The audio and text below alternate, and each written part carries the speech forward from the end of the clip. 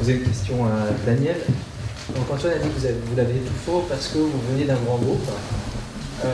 De ces deux expériences de management, est-ce que vous pouvez tirer un trait de ce qui vous a le plus plu d'un côté et ce qui vous a le moins plu, enfin, une différence des grands traits de la fonction de manager dans un grand groupe et de la fonction de manager dans une petite structure?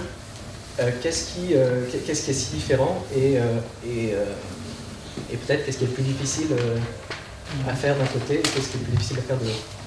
Oui, ça c'est probablement une des questions les plus difficiles qui ne m'ait jamais été posée, si ce n'est la plus difficile depuis 20 ans que j'en porte les tribunes. En fait, c'est pas dissociable d'une personnalité individuelle, d'aspiration personnelle. Bon, j'ai certainement œuvré pendant 20 ans en plus pour le groupe France Télécom au sens large, mais vous pouvez vérifier sur mon CV, je n'ai jamais appartenu à la direction générale. Jamais.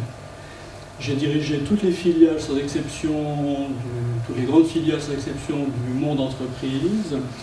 J'ai dirigé une direction régionale avant, donc un organisme qui était très décentralisé, très autonome, et j'ai toujours fui le siège. Voilà. Donc je crois que ça dit beaucoup de choses sur ce qui, moi, m'a toujours intéressé.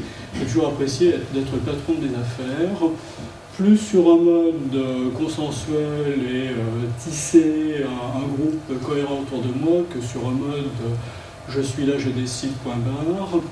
Donc d'une certaine façon, la solitude du patron de start-up, je me la suis aussi fabriquée pendant 20 ans à l'intérieur d'une machine qui ne prête pas spécialement à l'exercice solitaire du pouvoir. Bon. Parmi mes expériences, j'étais le patron de Transpac pendant 7 ans, à un moment où tout le monde se fichait totalement de cette activité. Avant que l'Internet n'explose et que l'IP devienne le paradigme des télécoms, avec mes équipes, nous fabriquions des réseaux de transmission de données, puis des services intégrés de transmission de données, dans le désintérêt absolument total du groupe France Télécom. C'est quand c'est devenu une opération absolument majeure, on avait au passage doublé la taille de l'entreprise, que j'ai pris du champ, je suis parti à l'international, parce que la pression du siège devenait pour moi, non pas insupportable, mais c'était beaucoup moins marrant que quand j'étais assez maître de mes affaires.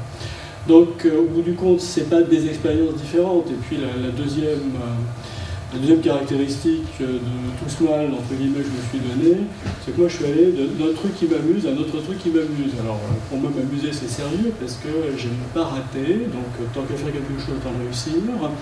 Mais, au fond, il y a une forme de continuité qui est que refaire une deuxième fois la même chose m'a jamais amusé.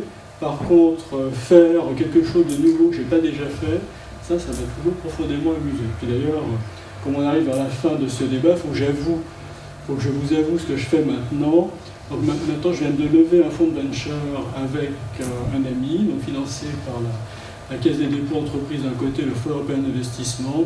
Donc j'ai rejoint à toute petite échelle, nous avons levé 20 millions point barre, la corporation dans laquelle Antoine se développe avec succès depuis presque 20 ans. Donc, quelle est la logique de tout ça?